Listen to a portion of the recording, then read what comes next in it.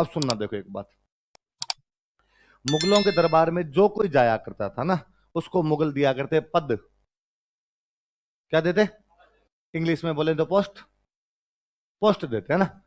जैसे आज पद होते हैं, तो आज कैसे पद होते हैं कि मैं आपके सामने चार बंदे लाऊं, मैं कहूं ये मेरे चार दोस्त हैं, एक इनमें फर्स्ट ग्रेड अधिकारी है, एक सेकंड ग्रेड है, एक थर्ड ग्रेड है और एक फोर्थ ग्रेड है। अच्छा, मैंने केवल उनकी ग्रेड बोली, मैंने उनकी तनख्वाह नहीं बताई आपको, मैंने उनकी पोस्टिंग भी नहीं बताई, पर फिर भी आपको उनकी औकात पता चल जाती है, पता चल जाती है ना। मैं फर्स्ट ग्रेड कहते हैं, आपको लगता है कि आरएस होगा सर का दोस्त, आरएस लग गया होगा, ये फर्स्ट ग्रेड है। मैं सेकंड ग्रेड कहता हूं तो आपको लगता है कि मार्ट साहब है, मास्टर लगे होंगे और वो सर के दोस्त रहे होंगे कोई। मैं जब कहता हूँ थर्ड ग्रेड, तो आपको लगता है कोई एलडीसी जूनियर अकाउंटेंट टाइप की कोई पुरानी वैकेंसी आई, उसमें बंदा सेलेक्ट हो गया होगा। मैं जब फोर्थ ग्रेड कहता हूँ तो आपको लगता है पियोन है। यही है ना। इससे इतना ही तो पता चलता है, जब मैं फर्स्ट सेकंड थर्ड फोर्थ उनकी ग्रेड बोलता हूँ, इससे इतना ही पता चलता है। आप ये थोड़ी बता सकते हो उनकी सैलरी कितनी कितनी है, आप ये थोड़ी बता सकते हो उनकी पोस्टिंग कहाँ पे, कुछ नहीं बता सकते। उनकी औकात बता सकते हो, आप इसकी इतनी को औकात है, इसकी इतनी को औकात है। आई बात समझ में।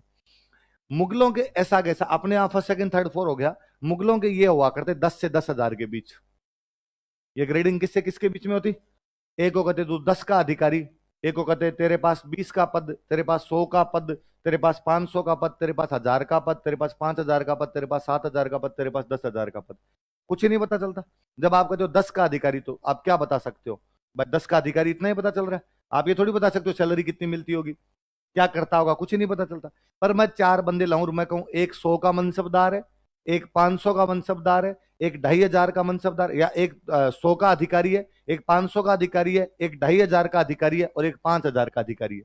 उनको पद मिले हुए, एक के पास 100 का पद है, एक के पास में 1,500 का पद है मान लो, एक के पास में आप 4,500 का पद है, और एक के पास में मान लो 7,000 का पद है। आपको और कुछ पता चले नहीं चले, आप इतना कर दोगे कि सर ये 7,000 वाला थोड़ा बड़ा अधिकारी होगा, दरबार में आगे बैठता होगा उनके। जो 4,500 वाला है सर ठीक ठीक सा है, थोड़ा पीछे बैठता होगा। जो 1,500 वाला है सर ये और पीछे चंदावल में खड़ा करते होंगे कहीं पे इसको। और सर ये 100 वाला, इसको तो हमें लगता है कमरे से बाहर ही रखते होंगे, अंदर क्या ही आनंद देते होंगे, ये तो पता चलता है। तो पद बांटा करते, तेरे वो पद कहां से कहां के बीच में होते? 10 से 10,000 के। पद को अरबी भाषा में बोलते हैं मनसब। पद को अरबी भाषा में क्या बोलते हैं? जिसको थाना मिले वो थानेदार, जिसको तहसील मिले तहसीलदार, तो जिसको मनसब मिले।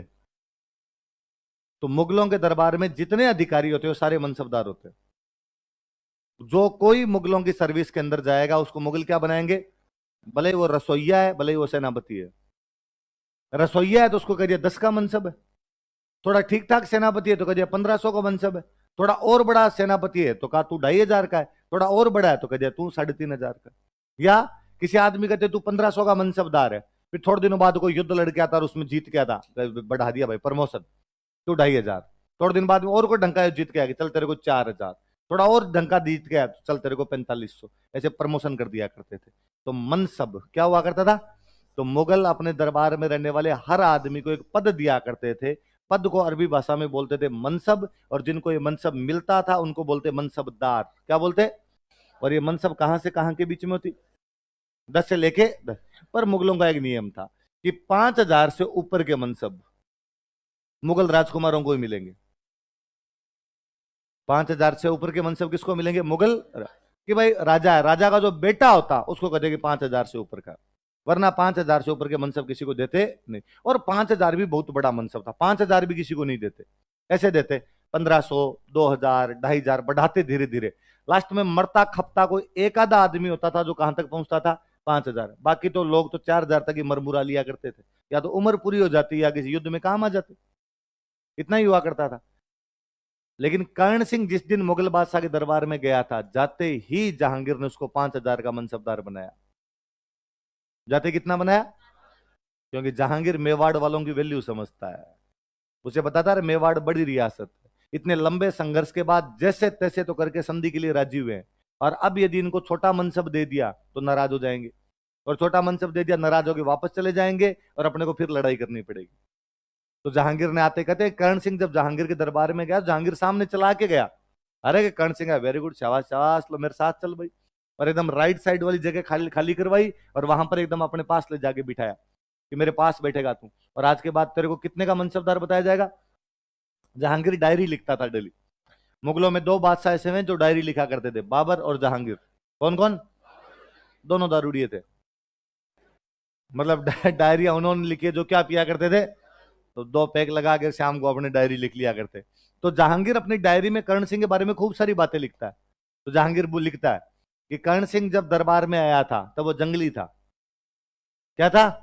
जंगली। कहने का मतलब वो जंगल में ही रहा था, कभी उसने राजमहल देखे? आप देख लो कि 1568 के आसपास में ये लोग पहाड़ों की तरफ आ गए थे, उदय सिंह वाले टाइम में। तब तक तो कर्ण सिंह का जन्म ही नहीं हुआ। इसका मतलब कर्ण सिंह का जन्म ही कहां पर हुआ है? पहाड़ों में। और अब 1615 तक लगातार पहाड़ों के अंदर ही बैठे हैं, चित्तौड़ तो वापस जा ही नहीं पाए थे, इसलिए राजमहल तो देखे ही नहीं थे। तो जहांगीर लिखता है कि दरबार में क्या क्या एटिकेट्स होते हैं ये कर्ण सिंह जानता ही नहीं था, कि दरबार में किन चीजों का ध्यान रखना चाहिए, किन का नहीं रखना चाहिए। वो बस लड़ाई सीखी थी उसने, पहाड़ों में रह के लड़ाका बन गया था केवल वो। तो जहांगीर कहता है कि वो मेरे दरबार में यार, मेरी सबसे प्रिय बंदूक, वहां हथियारों को देख रहे थे, मेरी सबसे जो अच्छी बंदूक थी उसको उठा कर कहता है ये तो मैं रखूंगा। जबकि बादशाह की चीज को कोई हाथ भी लगाता नहीं था, और उसने कहा ये जोरदार है, ये मुझे दे दो। लेकिन मैंने उसको कुछ ही नहीं कहा, मैंने उसका मन रखा और उसको बंदूक दे दी। जहांगीर फिर वैल्यू बता रहा है कि भाई मेवाड़ वालों की वैल्यू है, ये छोटे मोटे आदमी ने। उसको डर लगता था, उसके मन में भी कहीं ना कहीं था कि मैंने मना कर दिया तो ये कह देंगे चलो फिर लड़ाई कर लेते हैं। और यार अपने पालतू में दारू पीने में बिक ना जाएगा, शाम को 2 पैक ढंग से लेते हैं वो ही नहीं ले पाएंगे। तो जहांगीर ने बाद में मेवाड़ वालों का खूब ही मन रखा। तो कितने का मनसबदार बनाया, और डेली अपने साथ रखता था, साथ में आता, साथ में जाता, साथ खाना पीना करते, साथ में शिकार खेलने के लिए जाते।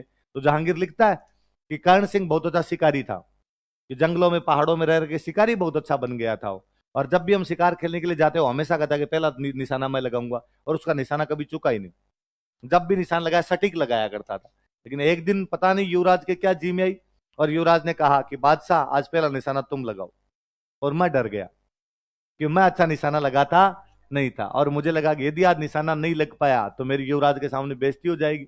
लेकिन मैं युवराज को मना तो कैसे कर सकता था। मैंने अल्लाह ताला को याद किया, किस्मत मेहरबान थी कि हवा उसी तरफ चल रही थी जिधर निशाना लगाना था, और मैंने बंदूक से निशाना लगाया। आंखें बंद कर ली थी मैंने तो, लेकिन निशाना सही जगह लग गया। अल्लाह ताला ने लाज रखी, युवराज के सामने मुझे शर्मिंदा होने से बचा लिया था। तो मतलब जहांगीर ने खूब वर्णन किए। तो कितने का मनसबदार बना था, और मन रखता वो इनका। वो इन दोनों बाप बेटों की मूर्तियां, अमर सिंह की और कर्ण सिंह की, आगरा के किले में लगवा देता है। किस किस की मूर्तियां? अकबर लगा के गया जमल बत्ता की, और जहांगीर ने किस किस की लगवा दी थी? अमर सिंह की। और वो तो बाद में औरंगजेब आया, उसने कौन रहा खसा बिंदु रहा था, उसने कहा पटको सबको इनको। उसने अपने दादाजी वाला मकबरा नहीं छोड़ा था, अकबर के मकबरे में चित्र बने हुए थे। और औरंगजेब कहता था कि इस्लाम कहता है चित्रकारी हराम है, इसलिए कोई भी पेंटिंग नहीं बनाई जा सकती। उसने पूरे मकबरे में रंग करवा दिया था, मिटा रहे सारे के सारे।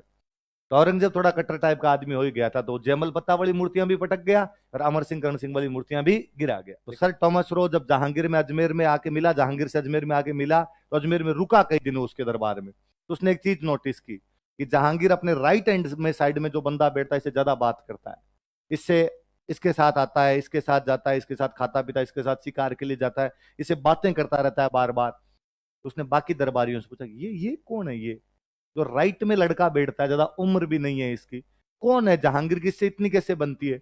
दरबारियों ने कहा कि मेवाड़ का युवराज कर्ण सिंह हमारा 5,000 का मनसबदार है, और इन्होंने क्या नई नई संधि की है, नए नए दोस्त बने हैं। नई नई दोस्ती होती थोड़ी प्रगाढ़ ज्यादा होती है, इसलिए थोड़ा सा ये है। तो टॉमस रो ने कहा अच्छा मैं समझ गया, इसका मतलब है कि तुमने मेवाड़ वालों को बुरी तरीके से हरा दिया होगा, और हराने के बाद इनको संधि के लिए मजबूर कर दिया होगा। उसने कहा पास में आ थोड़ा, और किसी को नहीं बताएगा, हारे तो हम ही थे, इन्होंने कूटा भी हमें ही था, पर हमारे राजा ने दिमाग लगाया, और दिमाग लगा के क्या कर ली, संत राजी कर लिया। हमने इनको कहा तुम्हारा राणा नहीं आएगा, उसकी जगह किसको भेज दो, युवराज। वैवाहिक संबंध भी नहीं करेंगे, चित्तौड़ का किला भी वापस दे देंगे। वरना उल्टा था, बूंदी वाले सुरजन के साथ संधि की, जो रणथंभौर किला ले लिया था, बूंदी वाले सुरजन के साथ संधि की थी, रणथंभौर किला तो ले गए थे, यहाँ पे तो संधि करके किला वापस दे रहे हैं आपको, तो राजी तो कर रहे हैं। तो टॉमस रो अपनी डायरी में लिखता है कि मुगल बादशाह ने मेवाड़ के राणा को बुद्धि से अधीन किया था, ताकत से नहीं। किसे अधीन किया था? बुद्धि से अधीन किया था, ताकत से। ये कोटेशन कोई पूछेगा किसने कहा था कि मुगल बादशाह जहांगीर ने मेवाड़ के राणा अमर सिंह को बुद्धि से अधीन किया था, ताकत से नहीं?